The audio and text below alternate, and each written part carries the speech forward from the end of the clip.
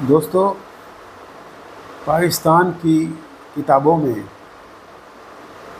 Standard 9th में बच्चों को नफ़रत का पाठ पढ़ाया जा रहा है।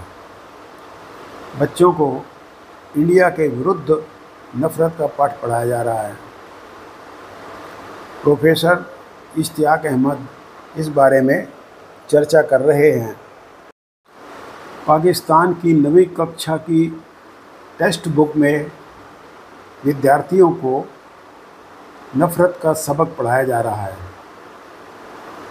यह सब भारत के प्रति डेलिब्रेटली नफ़रत फैलाने के सबब से फैलाया जा रहा है।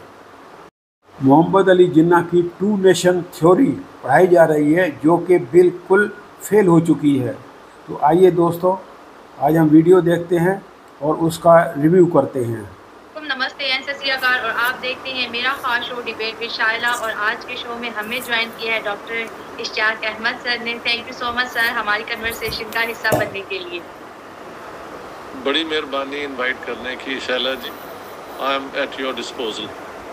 Thank you. और डॉक्टर साहब के बारे में बताते चले कि उन्होंने, आपको पता है, उर्दू अदब का बहुत बड़ा नाम, 800 से ज़्यादा किताबें लिख चुके हैं। अभी भी उनकी एक जिन्ना साहब एक बहुत ही खूबसूरत किताब आई है, बहुत से लोगों ने उनको पढ़ा है। तो काइंडली जो नहीं पढ़ पाए उनसे मेरी रिक्वेस्ट है कि डॉक्टर साहब की वो किताब आप ज़रूर स्टडी करें। डॉक्टर साहब, आज का जो टॉपिक है हमारा इसी से रिलेटेड है कि हम देखते हैं कि हमारे जो बच्चे हैं, क्योंकि कौम का मुस्तकबिल होते हैं, वो बहुत ज़्यादा रेडिकलाइज होते चले जा रहे हैं अपने नेबरिंग कंट्रीज को लेके। और जो वजह साबित होती है वो होता है पाकिस्तान का मुतालिया। जो बच्चा इस मुताले को पढ़ता है वो दुनिया को समझने की बजाय वो अपने नेबरिंग कंट्रीज को अपना दुश्मन जानने लगता है। और जब हमारे छोटे छोटे बच्चों से पूछा जाता है कि आप बड़े होके क्या बनोगे, वो कहते हैं मैं बड़े होके इंडिया को खत्म करूंगा। तो ये जो चीजें हैं, एक पढ़ा लिखा बंदा जब अपनी नौजवान बच्चों को, ये छोटे बच्चों के मुंह से ऐसे अल्फाज सुनता है, तो ये हमारे लिए लम्हा फिक्रिया है। मैं इस पे काम जब कर रही थी तो मैंने जब इस बुक का पहला पन्ना खोला तो उसके ऊपर एक डेफिनेशन हमें नजर आती है नजरिए की। कौन सी क्लास है? ये कौन सी क्लास की किताब है? स्टैंडर्ड 9 है। ये स्टैंडर्ड 9 है। अच्छा, स्टैंडर्ड 9। अच्छा, अब बच्चों को ये पढ़ाया जा रहा है कि पाकिस्तान बनने का जो अव्वलीन मकसद था उसमें एक नजरिया शामिल था। और नजरिया उसको कहते हैं कि हिंदुस्तान में दो कौमें आबाद है, एक हिंदू और मुसलमान। और दोनों कौमों के हीरोज जो हैं, कहानियां मुख्तलिफ हैं और दोनों एक साथ नहीं रह सकती। और यही बुनियाद बनी पाकिस्तान बनने की। क्या कहेंगे आप इस पे? इस पे तो मेरी जिन्ना अली किताब में बड़ी तवील मैंने बहस की है कि अगर ये वाकई ये होता तो फिर एक मुसलमान इंडिया के ना रहता। हमको उन सबको पाकिस्तान में ले आना चाहिए था। फिर तो होता ना complete exchange of population Hindu Muslim बुनियाद पे। ऐसे तो नहीं हुआ, बल्कि हमने जितने मुसलमान इंडिया में छोड़ दिए, अगर हिंदुस्तान की हुकूमत उनको उस जमाने में धकेल के तो पाकिस्तान में भेज देती तो पाकिस्तान बनने से पहले ही कोलैप्स कर जाता, क्योंकि 35 मिलियन लोग वहां से आ सकते थे। और पाकिस्तान की, वेस्ट पाकिस्तान की उस वक्त पॉपुलेशन 33.7 मिलियन थी या 9 मिलियन, मतलब लेस देन 34 मिलियन। अगर उतने ही लोग, उनमें से आप यूं कह सकती हैं 30 मिलियन इधर आ जाते, 5 मिलियन जो बिहार और उन इलाकों में है ईस्टर्न, वो शायद ईस्ट पाकिस्तान जो अब बांग्लादेश है वहां चले जाते। 30 मिलियन को ये कहां से घर देते, कहां से खाने को देते, कहां से नौकरियां देते उस जमाने में, जबकि पाकिस्तान की ना कोई इंडस्ट्री थी, सिर्फ ये एक एग्रीकल्चरल मुल्क था और कोई फैक्ट्रीज फैक्ट्रीज बड़े नाम की यहाँ पे नहीं थी। तो ये तो इंडियन गवर्नमेंट ने वहां पे जो हमले मुसलमानों पे हो सकते थे उनको रोका और वहां पे वो मुसलमान रह गए। तो ये टू नेशन थ्योरी की बुनियाद पे पाकिस्तान की डिमांड पे भी बहस हो सकती है, लेकिन अमलन इसने हिंदुस्तान के मुसलमानों के 2 टुकड़े किए, बाद में वो 3 टुकड़े हो गए। समझ गए हैं? यहाँ पे जो हिंदू सिख थे वो अपनी जान बचाने के लिए भाग ही गए यहाँ से, लेकिन वहां पे इतने हमले नहीं ना हुए, इसलिए वो वहां रह गए। तो ये कैसा मुल्क था जो मुसलमानों की तकसीम की बुनियाद पे टू नेशन थियरी बनाता है। इसके अंदर बुनियादी एक वो क्या कहते हैं स्ट्रक्चरल फ्लॉ, यानी इसका तसव्वुर और इसके अमल में जो है ना वो एक तजाद वो पहले दिन से था। और अब मुझे लोगों ने कहा कि देखें जी वहां पे ये हो रहा है मुसलमानों के साथ, तो मैंने कहा ये पहले दो सवालों को जवाब दें कि तकसीम इसलिए हुई थी कि मुसलमानों को मुल्क चाहिए था, जी हजूर, और इसलिए हुई थी कि इस्लाम को हमने बचाना है, जी हजूर। तो मैंने कहा फिर अब अगर वहां पे आप कह रहे हैं मुसलमानों पे हमले हो रहे हैं तो खोले ना दरवाजा, उनको आने दें हमें।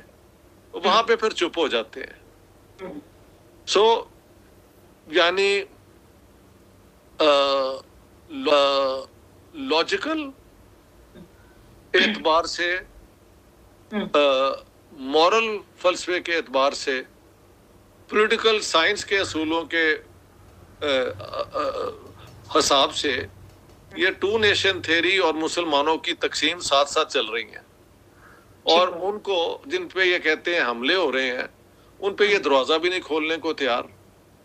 तो फिर क्या बात बनी? क्या टू नेशन थ्योरी ने वाकई मुसलमानों को और हिंदुओं को बिल्कुल अलग कर दिया था, या कि हम जो छोड़ आए हैं हमारा मॉरल फर्ज है कि उनको अब पाकिस्तान में ले आए, अगर वाकई वहां पे ऐसे हमले हो रहे हैं कि वो वहां नहीं रहना चाहते। बस जब आप ये जवाब दे देते हैं तो तब ये सब चुप चुप हो जाते हैं। सही कह रहे हैं। अच्छा, ठीक है। नेक्स्ट जो इस बुक की हेडिंग है सोर्सेस ऑफ आइडियोलॉजी में लिखा हुआ है, इस आइडियोलॉजी का मकसद ये था कि शुद्धि के नाम पर एक प्रोग्राम हिंदुस्तान में शुरू हुआ जिसका मतलब था कि मुसलमानों को जबरदस्ती हिंदू बनाना था। अच्छा, ये भी बकवास है। वो शुद्धि की मूवमेंट जब आई तो उन्होंने कोशिश की एक इलाके के चंद राजपूतों को मुसलमान इस्लाम से वापस लाने में, उनमें से भी बहुत थोड़े आए और ये मूवमेंट बनने के बाद कहीं भी कामयाब नहीं हुई। उसकी वजह है कि हिंदुइज्म में you are born a Hindu, you can not convert to Hinduism. ये तो आजकल वो घर वापसी वाला इन्होंने सिलसिला शुरू किया है, लेकिन तारीखी तौर पे तो ऐसा कोई नहीं था। लिहाजा शुद्धि मूवमेंट की जगह भी वजह ये थी कि उस जमाने में दो तीन यानी कॉन्फ्लिक्ट हुए थे। एक तो साउथ इंडिया में मोपला जो है मुसलमान, उन्होंने वहां के हिंदुओं को हमला कर दिया। वो लैंडलॉर्ड थे, ये शायद किसान थे। एक ये वजह है, एक कहते हैं कि ये एक एंटी हिंदू सेंटिमेंट भी उस जमाने में पैदा हुआ था। फिर कोहाट में मुसलमान हिंदुओं सिखों पे हमले हुए थे। उसके बाद महल शुद्धि मूवमेंट का जो आइडिया है वो आया, लेकिन ना हिंदुओं ने उसको कोई ज्यादा सपोर्ट दी कि वापस ये ले आए, ना कोई मुसलमानों ने वापस आने की कोशिश की। तो इसको एक इतना बड़ा हवा जो बना दिया है उसका कोई कहीं। मैंने जिन्ना साहब की एक स्पीच कोट की है, मजे की बात है ये, उन्होंने महल 1943-42 में मेरी जिन्ना वाली किताब में है कि पाकिस्तान इसलिए नहीं था बना कि हिंदू हमारे साथ बुरा सलूक कर रहे थे। पाकिस्तान इसलिए बना था क्योंकि इस्लाम का हुक्म है कि आप अपना इस्लामी बुनियादों पे मुल्क बनाएं। तो जिन्ना साहब ने खुद ये पहले यही कहते रहे, बाद में ये भी एक स्पीच में कह दिया है, क्योंकि इसमें हकीकत तो कोई नहीं थी कि शुद्धि मूवमेंट जो है वो क्या मुसलमानों को कन्वर्ट कर रही थी और क्या हिंदू उसको एक्सेप्ट कर रहे थे, क्या मुसलमान वाकई जा रहे थे। कुछ 100 कुछ 1000 लोग गए होंगे, उनमें से आधे से वापस आ गए थे। फिर तो ये सब एक वो एक झूठा, मतलब एक एग्जैजरेटेड वो जो है ना वो है। उन्हें ये बताया कि हिंदुइज्म में there is no, unlike Islam and Christianity, there is no way to convert. ये अब जाके हिंदुओं ने ये जो घर वापसी शुरू की है, इस पे भी इंडिया में बहुत शोर मचा है कि जी घर वापसी कोई नहीं हो सकती। You are either born a Hindu or you are not born a Hindu. आप जहां भी हैं आप वहां ही रहें। ये वाला आजकल भी गुफ्तगू वहां पे यही हो रही है। और वहां के हिंदुस्तान के मुसलमानों के पास घर वापसी का जो चांस है ना, तो कितने जा रहे हैं वापस? चंद हजार जा रहे होंगे।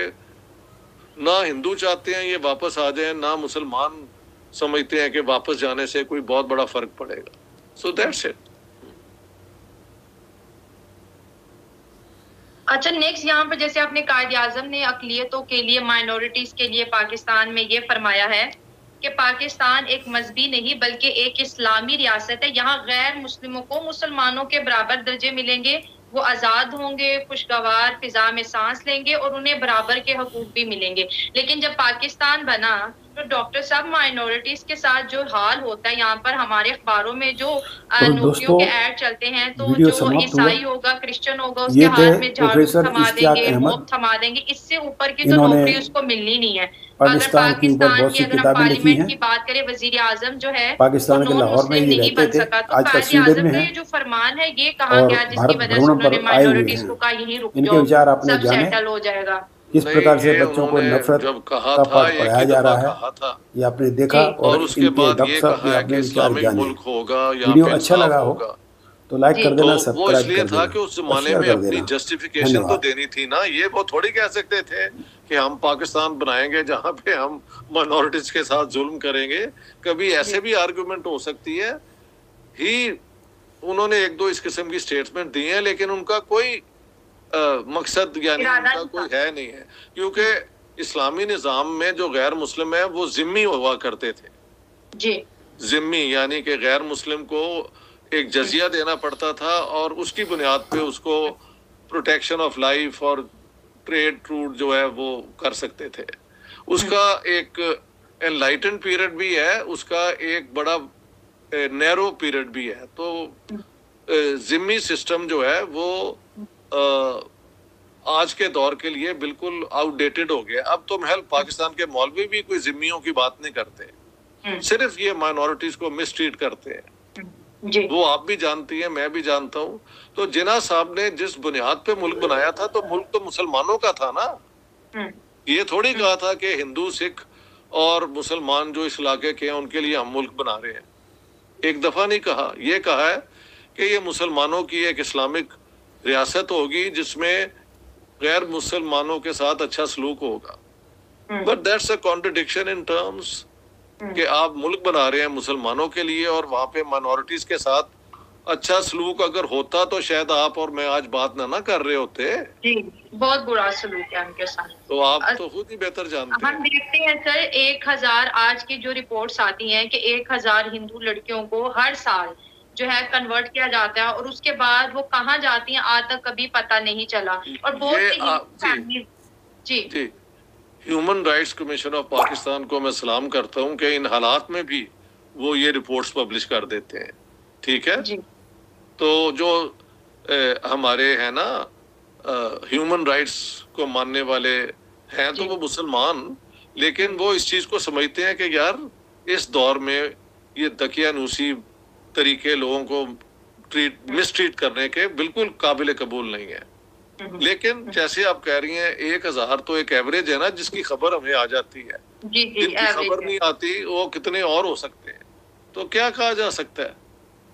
और इसमें ये भी है कि बहुत से हिंदू बच्चियां जो हैं वो आज के ज़माने में भी अनपढ़ बड़ी हो रही हैं। वालिदैन कहते हैं हम इनको स्कूल में भेजते हैं, कुरान पाक पढ़ाया जाता है, जबकि हम तो सनातनी हैं, हमें हमारी किताबें। तो ये भी एक मसला है कि हिंदुओं के लिए अगर सिंध वाली साइड पे ज़्यादा है तो कोई तालीमी निज़ाम ऐसा सेटअप नहीं। अगर कुरान की क्लास है तो उनको कुरान की क्लास में बिठा देते हैं, और अगर वो इस्लामियात की बुक है तो कंपलसरी कर देते हैं, वो ही उनको सब्जेक्ट पढ़ाए जा रहे हैं। तो इस पे जो हमारी तालीमी इंतजामिया है सर क्यों काम नहीं कर रही है। देखा जाए तो यहाँ पर भी बहुत सी किताबें आती हैं, छपती हैं, लेकिन जो एक सिलेबस है माइनॉरिटीज के लिए सेम वही है जो एक मुस्लिम के लिए है। देखिए आजकल इंडिया के अंदर एक खबर आई है कि वो क्लास 11 के लिए या पता नहीं 12 के लिए जो मुगल पीरियड है उसको वो निकाल रहे हैं। तो वहां पे बहुत शोर मच रहा है, बहुत शोर मच रहा है। ये सिर्फ मुगल पीरियड पे है। हाँ जी, जो भी उनकी आर्गुमेंट है आई डोंट नो, मैं इसके हक में तो नहीं हूँ, लेकिन ये इंडिया की गवर्नमेंट का और वहाँ के लोगों का मसला है।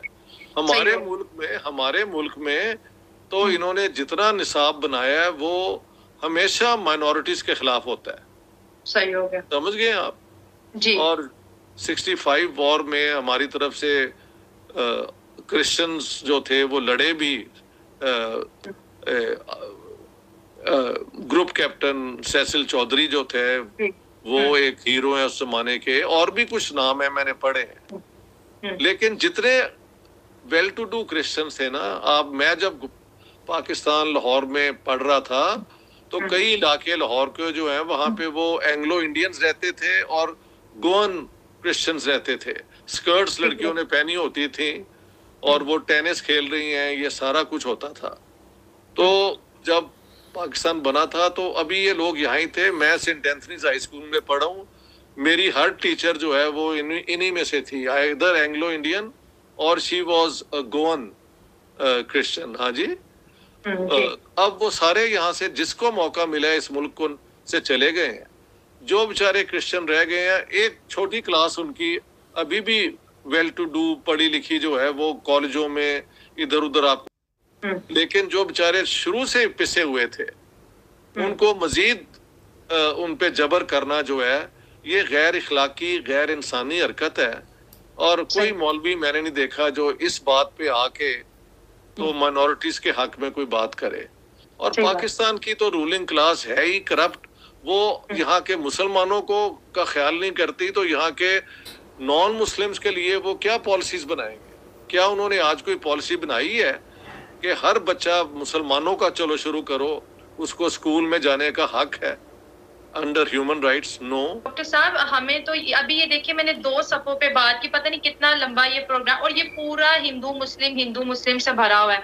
मैं कहती यहाँ पर इतने बड़े बड़े अदीब बैठे हुए हैं, राइटर्स बैठे हुए हैं, हमारी एजुकेशन की एक पूरी डिपार्टमेंट है। सर इसके ऊपर कोई बात क्यों नहीं करता? इस किताब को सही से राइट करने की कोशिश, बच्चों को रेडिकलाइज करके हिंदुओं के खिलाफ इतना भड़का रही है कि वो अपने पाकिस्तानी हिंदुओं को कहीं नहीं छोड़े, कहीं पेशावर में सिखों की गर्दनें उड़ा रहे हैं, कभी एक डॉक्टर को मार दिया है, और वो बेचारे थे भी शेड्यूल कास्ट के, यानी हिंदुओं के लोअर ऑर्डर के, और वो फ्री ऑपरेशन करते थे गरीबों का। यार ये कितना जुल्म है, इतना जुल्म है। जब मैंने वो सुना था तो मेरा, और फिर पता लगा एक सरदार जी को मार दिया पेशावर में जो सस्ते दाम सारा कुछ देते थे, और एक ये बेचारा कोई सफाई करने वाला क्रिश्चियन, उसको भी मार दिया।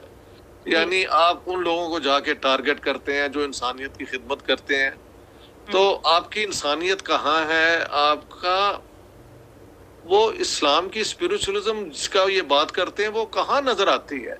रहबा नहीं आई। दोस्तों वीडियो समाप्त हुआ। वीडियो देख कैसा लगा ज़रूर बताइएगा।